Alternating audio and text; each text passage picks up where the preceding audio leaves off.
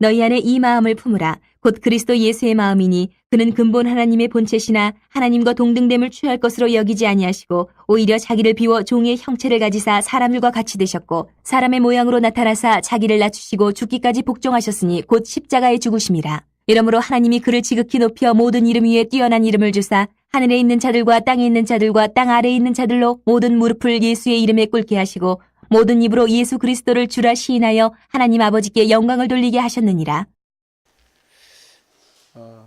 어떤 사람들 보면 아유 뭐 저렇게까지 세상의 부귀와 영화를 추구하려고 할까? 뭐 그 정도 주어졌으면 됐지. 막 너무 욕심부리고 또 편법도 써가면서 그런 것들을 좀 보게 됩니다.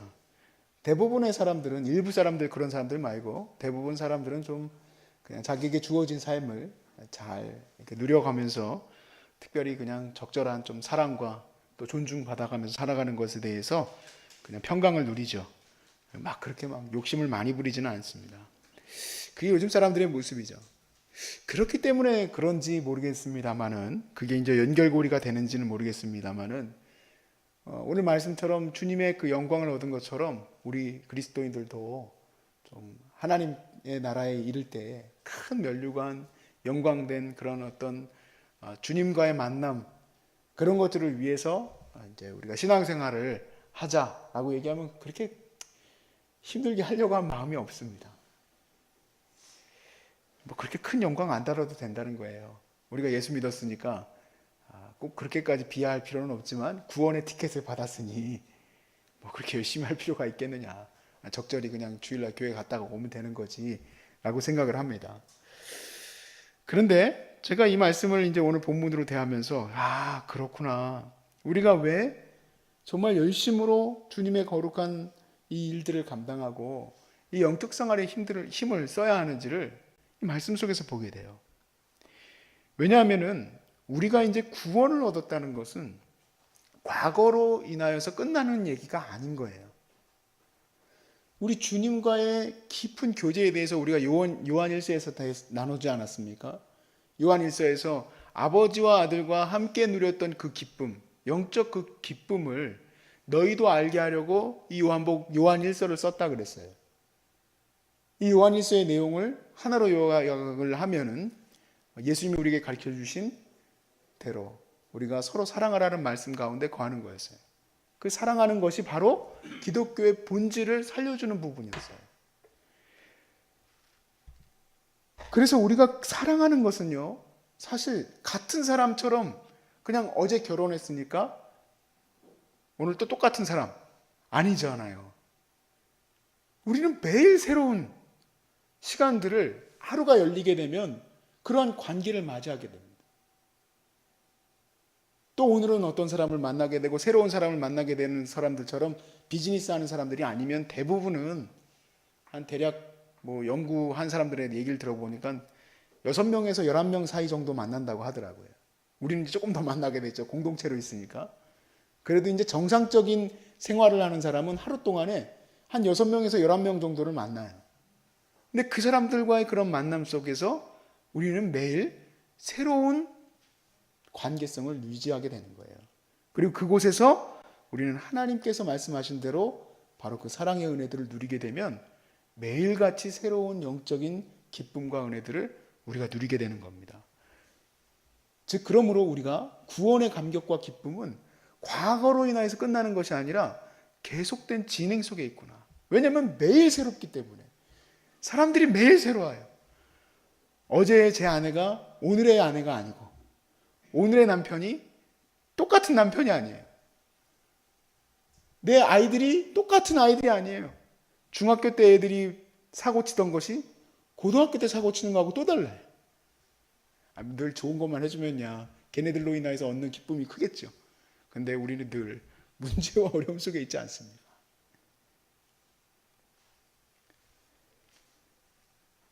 감히 제가 말씀드리고 싶은 것은 기독교적 영성은 관계하고 굉장히 관계가 많이 있습니다. 관계. 하나님과의 관계뿐만 아니라 사람 속에서의 관계.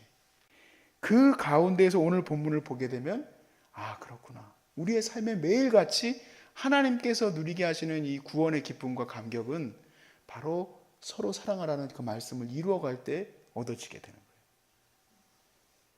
즉 교회에 와서 말씀만 듣고 주차장에서 차 어렵게 빼가지고 집에 갈 때에 그 구원의 기쁨과 감격이 형성되는 게 아니에요. 어떠한 목사님도 그런 사람들에게 그 안에 깊은 영성을 넣어줄 수 없습니다.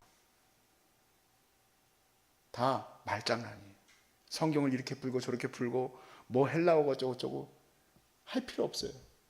물론 헬라어가 필요하겠죠. 저도 오늘 헬라어 여러 개 보고 도대체 이건 어떤 뜻일까 하고 가만히 살펴보면서 왔어요. 2-3시간 동안 그렇게 본문을 연구하고 결국에 결론은 뭐냐면 주님 안에서 사랑해야 되는 것밖에 없어요. 실질적인 우리 안에서의 그런 정말 실천이 없으면은 아무리 대단한 본문 해석과 여러 가지를 가지고 얘기를 해도 그 냉랭한 마음을 녹여낼 수가 없어요. 내가 진짜 예수를 믿고 예수님을 배우고 싶다. 그거는 그냥 가만히 앉아 있어서 되는 일이 아니라 내가 실제로 섬겨야지만 그 일이 가능해지는 것을 여러분 꼭 오늘 깨달아 알고 가시길 바랍니다. 가만히 여기 와서 앉아 있다가 하루 2번 예배 드리고 다시 집에 들어가서 앉아 있고 내가 방에 안에 앉아 있는다고 해서 주님의 그 깊은 영성이 내 안에서 형성되리라고 생각도 하지 마세요. 절대 이루어질 수 없습니다. 주님 안에서의 그 기쁨과 구원의 감격은 사람 안에서 회복되는 거예요.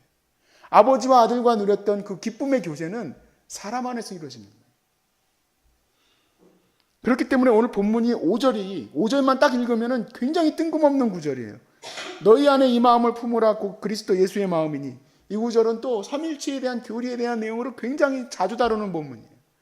근데 실질적으로 앞뒤 구절을 가만히 살펴보면은 왜 우리가 예수의 마음을 품어야 하는지를 쉽게 설명할 수 있어요. 왜냐하면 사랑해야 되기 때문에 그래요. 사랑하려는 마음은 예수의 마음에서 나오는 거예요. 그래서 1절부터 4절 말씀을 한번 보세요. 오늘 본문 앞에 있는 구절을 한번 보시면 왜 우리가 예수 마음을 품어야 하는가? 같이 한번 읽어보겠습니다. 1절부터 4절까지 시작. 그러므로 그리스도 안에 무슨 권면이나 사랑의 무슨 위로나 성령의 무슨 교제나 긍휼이나 자비가 있거든 마음을 같이하여 같은 사랑을 가지고 뜻을 합하여 마음을 품어 아무 일에든지 다툼이나 허용으로 하지 말고 오직 겸손한 마음으로 각각 자기보다 남을 낮게 여기고 각각 자기 일을 돌볼 뿐더러 또한 각각 다른 사람들의 일을 돌보아 나의 기쁨을 충만하게 하라. 아멘. 여기 이 4개의 구절만 제대로 붙들어도요. 좀 과장된 표현입니다만 인생 전체 로드맵이 다 형성된다 생각돼요. 이것만 4절만 붙들어도 그렇구나. 우리가 어떤 권면을 하든 어떠한 자비를 베풀려고 하든 어떠한 사랑의 행위를 하려고 할 때에 그 행위를 할 때에 예수의 마음이 필요하다. 이걸 붙들고 나니까 예전에 어떤 교회에 문제 있었던 그 사건을 제가 들었던 게 생각이 났어요. 조금 부끄러운 얘기지만 이런 일들은 교회에서 자주 일어납니다. 어떤 장로님이 대표 기도 시간입니다. 장로님들이 이제 이게 왜 대표 기도를 장로님하고 목사님이 주로 하냐면 원래는 목양 기도라 해서 목사님들만 주로 했던 건데 같은 장로로서 그걸 이제 장로님들과 같이 나누고 또 현대에 와서는 이제 대부분 이제 성도들도 같이 나눠서 하게 되죠. 아무튼 이 대표 기도는 목양 기도라고 하는 그 부분이에요. 그래서 장로님이 이제 기도를 하시는데 성도들을 위해서 이렇게 좀 기도했으면 좋겠는데 이분이 이제 소위 말해서 목사님의 목회에 대해서 이제 권면을 하고 싶었던 거예요. 기도를 통해서. 그래서 한 10분 정도를 기도를 하셨습니다. 그리고 내려갔는데 그 다음에 목사님이 그날의 본문을 읽어 놓으시고 나서 대부분 설교가 뭐였냐면 그 장로님이 권면했었던 것에 대해서 반박하는 설교만 하시다가 내려갔어요. 대략 1시간 정도. 제가 봤을 때 아주 최악의 예배입니다. 왜 이런 일이 일어날까요? 사랑의 마음으로 권면도 하고 자비의 마음으로 섬기기도 했는데 굉장히 눈살 찌푸려지는 일들이 많이 발생합니다. 이유는 예수의 마음을 품지 않으면 내가 그걸 가지고 소위 말해서 그걸 어떻게 설명을 해야 될까요? 그걸 가지고 내가 흔드는 거죠. 영어로는 매니플레이시라고 그러는데 이걸 어떻게 해야 될지 모르겠네. 그걸 가지고 내가 그걸 갖다가 하는 거예요. 내가 자비한 마음으로 섬겼으면 그것으로 끝나야 되는데 섬긴 것 가지고 사람들을 매니플레이트 하는 거예요.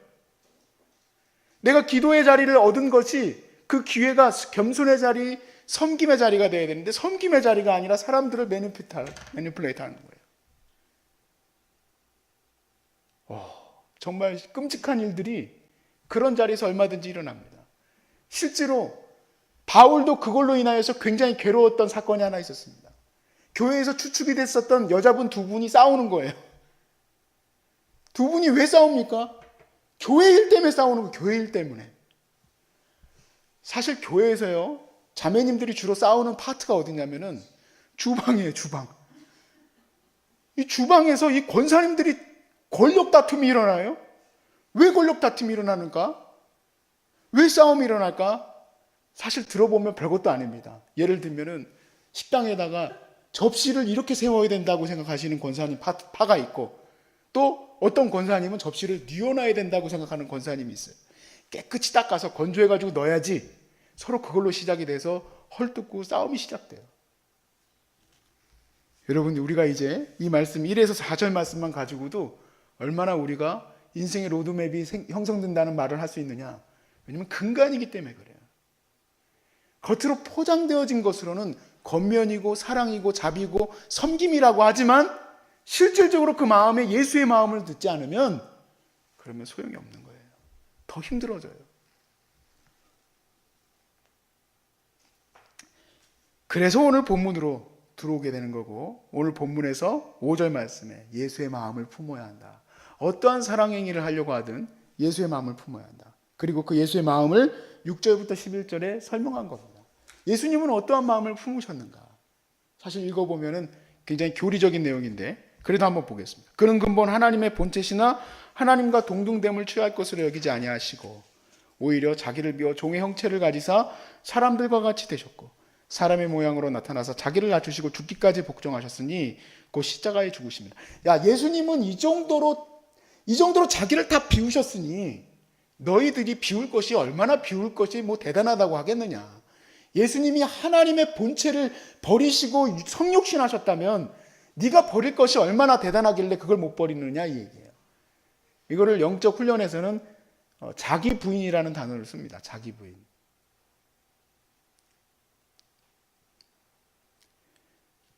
내가 생각하는 것들을 내려놓을 수 있는 것. 그게 자기 부인이죠. 예수님이 십자가에서 자기 생명을 주셨으니까 오늘 그와 같은 일들이 내 삶에서 재현되는 겁니다. 지금 당장은 정말 미쳐버릴 것 같다. 그런 생각이 들어도 그래 내가 비워지면 되는 거예요. 내가 버려지면 그러면은 지금 이 사랑의 섬김의 어떤 모습들이 온전히 이루어질 수가 있게 되는 거예요. 사실 교회라는 곳은 섬기는 자리고 교회라는 곳은 봉사의 자리고 그리고 교회라는 곳은 항상 서로 간에 사랑의 자리가 있어야 되는 곳인데요. 알게 모르게 그런 완력들이 있습니다. 그런 완력들이 여기는 왜 없냐면 여기는 그렇게 많이 봉사와 사랑과 섬김을 강요하는 곳이 아니기 때문에 그래요. 하시게 되면 그냥 두시는 거고 안 하셨다고 해가지고 눈살 찌푸리고 힘들어하는 것도 아닙니다. 왜냐면 여긴 다 환우들이 모였기 때문에. 그래서 그런 것이 없는 것뿐이지. 근데 그것이 자칫 잘못하면 영적으로 서로 간에 좀 이렇게 챌린지 돼야 되는데 도전이거든요. 그런 것들이. 그걸 이제 품어내는 것이 도전입니다. 그걸 품어냄으로써 서로 간의 화합과 평화와 영광이 이루어지는 것이 그리스도의 십자가의 영성이 이루어지는 거거든요. 교회 안에서는 그런 일이 일어나는 게 나쁜 일이 아니에요. 그것이 회복되어지는 것이 굉장히 중요한 부분이잖아요. 그래서 매일 새벽같이 기도하고 섬기고 사랑하는 것을 위해서 하나님 앞에 나아가는 것 아니겠습니까? 근데 그런 챌린지가 없는 것이 조금 나는 좀 걱정은 됩니다만 제가 그래서 여러분들에게 늘 말씀드리는 게 각자의 교회에 가서 잘 섬기시기 바랍니다 라고 말씀드리는 이유가 거기 있는 거예요. 근데 제가 이 말씀을 통해서 한 가지 더 어려운 것을 보았습니다. 바로 뭐냐면 나 혼자만의 부인은 어느 정도 그래도 감당할 수 있는데 내가 이렇게 부인의 사역을 감당하다 보면은 사역으로 이루어지기도 합니다. 나 혼자만이 아니라 이렇게 저희 소중한 사람들처럼 사역으로 이루어져요. 그러면은 조직이 형성되게 되죠. 나의 정신을 가지고 함께 이런 돕는 사람들이 생기게 돼요. 그랬을 때 그 조직이 다 같이 자기 부인이 일어나는 것은 더 어려운 일이더라고요. 왜냐하면 사람이 루틴하게 계속 그 일을 하는 것은 얼마든지 해요. 근데 그 일을 완전히 바꿔가는 일은 얼마나 어려운 일이겠습니까? 우리 소중한 사람들에서도 그런 일이 한 번 있었었는데 참 엄청난 도전이었죠. 우리는 그냥 은혜롭게 받아들이지만 한 개인으로서는 굉장히 어려운 일이었어요. 뭐냐면 여러분 이제 간증을 들으셨지만 한 노숙인이 와서 이제 어머니에게 주먹질을 하려고 하고 실제로 담배꽁초를 던지고 욕을 해가면서 우리한테 돈을 얼마를 받아 먹는데 뭐 이렇게 하면서 이제 말도 안 되는 얘기를 해가지고 그때 어머니가 야, 나 이제 이 일을 더 이상 할 마음이 없어졌다. 우리가 최소한의 존경과 사랑도 먹는 것도 못할 판에 지금 완전히 돕고 있는 사람들한테 욕까지 먹었으니 이제는 아유 이거 이제 그만해야지 하는 마음을 가지셨었는데 한 3일 동안 그 영적인 도전 앞에 서게 된 거예요. 그리고 저분의 말도 주님의 말로 받아야 되겠다. 말 그대로 자기 비움이 얼마나 더 내려갈 수 있겠는가. 그렇게까지 하기는 정말 어렵겠다는 생각이 많이 들어요. 그리고 전체 루틴을 다 바꿨습니다. 그분 한마디 말로 마치 대기업 삼성 회장이 야, 다 바꿔. 그래가지고 바꾸는 거하고는 전혀 다른 차원이에요. 노숙인이 우리 반찬 맛있게 해줘. 다 반찬 맛있게 해주기 위해서. 전체를 구조를 다 바꾼다? 얼마나 어려운 일이겠습니까? 근데 그게 다 바뀐 게 현재예요. 사도 바울이 우리 본문에 우리가 11절까지 읽었죠.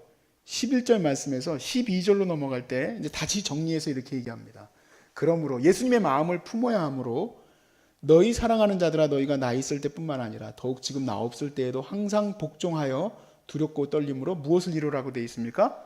너희 구원을 이루라 그랬습니다. 구원을 이미 받았는데 뭘 또 이룹니까? 그게 아니라 이 구원의 감격과 그 구원의 기쁨과 그 구원이 주시는 하나님의 놀라운 풍성함을 우리는 이 사랑의 모든 삶 속에서 이루어가게 되는 거예요. 예수님의 마음을 품으시기 바랍니다. 또 저도 예수님의 마음을 품으면 지금 막 올라오는 이 모든 것들도 다 내려놓을 수 있게 되지 않겠습니까? 그리고 그 영성이 기독교 2000년 영성의 핵심이에요. 핵심. 이 기독교가 정말 즐겁고 행복하고 기쁘고 내 안에서 모든 것을 넘치게 하는 것은 바로 사람들 속에서 내가 그 섬김의 삶을 살아갈 때 이루어집니다.